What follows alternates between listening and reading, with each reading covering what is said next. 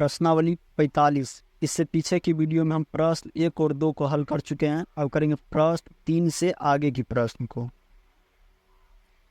प्रश्न 3 में है निम्नलिखित कोणों के पूरक लंबपूरक कोणों की माप लिखें। इसमें कह रहा है ये सब जो कोण दिया गया है इसका हमें पूरक कोण ज्ञात करना है। पूरक कोण के ही दूसरा नाम होता है लंबपूरक। तो इस प्रश्न को बनाने से पहले सबसे पहले समझेंगे पूरक कोण के बारे में। यहाँ पर है पूरक कोण या लंबपूरक कोण। यहाँ पर यदि दो कोणों की मापों का योगफल एक समकोण यानी 90 डिग्री हो तो उन दो कोणों के एक जोड़े को एक दूसरे का पूरक कहते हैं। यहाँ पर दिया गया है आकृति BAD तथा BAC, BAD और आकृति BAD ये कोण और DAC ये कोण पूरक है, क्योंकि इन दोनों कोणों की मापों का योगफल 90 डिग्री है। इस तरह से 30 डिग्री का पूरक कोण 60 डिग्री तथा 50 डिग्री का पूरक कोण 40 डिग्री है। प्रश्न 3 का कोण है 80 डिग्री। तो 80 डिग्री का हमें पूरक कोण ज्ञात करते हैं। यहाँ पे लिख लेंगे 80 डिग्री का पूरक कोण बराबर हो जाएगा, क्या करेंगे 90 डिग्री में से हम 80 डिग्री को घटा देंगे, घटाएंगे तो बच जाएगा 10। तो 80 डिग्री का पूरक कोण हो जाएगा 10 डिग्री। अब ख नंबर है 50 डिग्री का पूरक कोण। 50 डिग्री का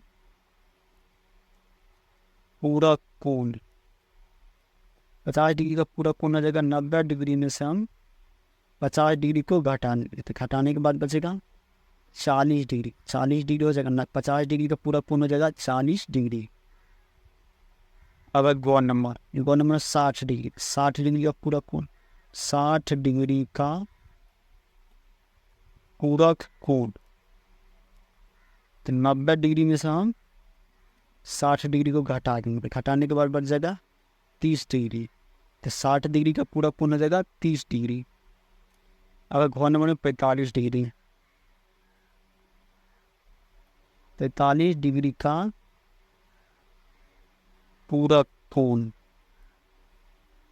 जब 90 डिग्री में से 45 डिग्री को घटाएंगे, घटाने के बाद बचेगा 45 डिग्री। तब 45 डिग्री का पूरक कोण हो जाएगा 45 डिग्री। अब है अंगम है 30 डिग्री। 30 डिग्री का पूरक कोण।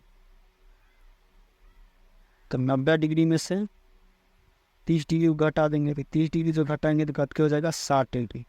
तो 30 डिग्री का पूरक कोण हो जाएगा 60 डिग्री। अब 6 नंबर 65 डिग्री। 65 डिग्री का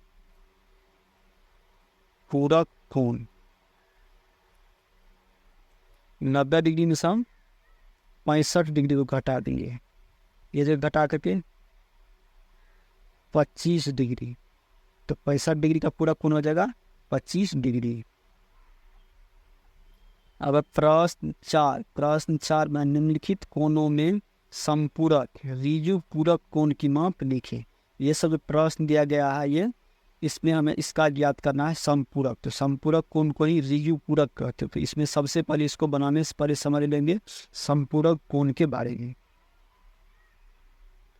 यहाँ पर है समपूरक कोण या ऋजु पूरक कोण। यदि दो कोणों की मापों का योगफल 180 डिग्री हो तो इन दो कोणों के एक जोड़े को एक दूसरे का समपूरक कहते हैं। आकृति में BAD ये कोण तथा DAC ये वाला कोण समपूरक कोण है, क्योंकि इन दोनों कोणों की मापों का योगफल 180 डिग्री है। इस तरह 40 डिग्री का समपूरक कोण हो जाएगा कोण 140 डिग्री। कोण 100 डिग्री का समपूरक कोण 80 डिग्री है। प्रश्न 4 का कोण 40 डिग्री का समपूरक कोण। यहाँ पर हम लिखेंगे 40 डिग्री का संपूरक कोण, 40 डिग्री का संपूरक कोण हो जाएगा 180 डिग्री में से हम ये 40 डिग्री है इसको घटा लेंगे, फिर घटा करके हो जाएगा 140 डिग्री। 40 डिग्री का संपूरक कोण हो जाएगा 140 डिग्री। अब 100 डिग्री फोन नंबर में है 100 डिग्री, 100 डिग्री का संपूरक कोण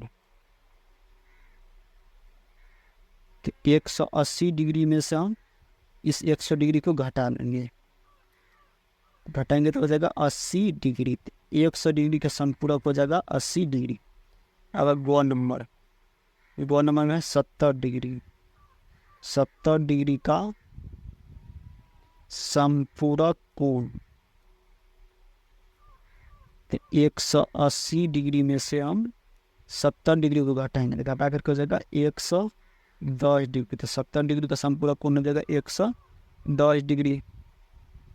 अब घ नंबर 150 डिग्री, 150 डिग्री का संपूरक कोण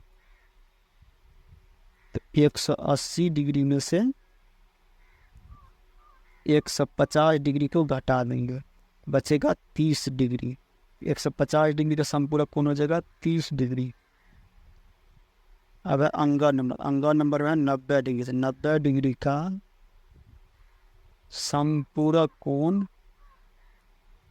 बराबर हो जाएगा 180 डिग्री घटाओ 90 डिग्री करिए, इसको घटाएंगे, घटाने के बाद हो जाएगा 90 डिग्री। फिर 90 डिग्री का संपूरक कोण हो जाएगा 90 डिग्री। अब प्रश्न चौ में 140 डिग्री, यहाँ पर 140 डिग्री का संपूरक कोण 180 डिग्री घटा 140 डिग्री को घटा देंगे, घटाने के बाद हो जाएगा 40 डिग्री। 140 डिग्री का संपूरक कोण हो जाएगा 40 डिग्री। इस तरह से प्रश्न 4 को बना लेंगे।